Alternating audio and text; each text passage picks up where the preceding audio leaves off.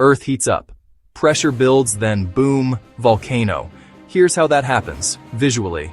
Start with a cross-section of Earth crust on top, hot mantle below.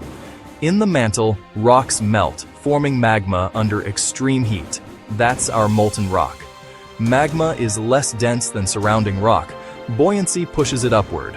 Arrows show that rise into a magma chamber beneath the volcano. Inside the chamber, gases dissolve into the magma. Water vapor, sulfur dioxide. As depth decreases, gases come out of solution, increasing pressure. Pressure stresses the surrounding rock. Magma fractures the cap rock and forms a conduit or vent. Arrows mark the fractures and upward flow.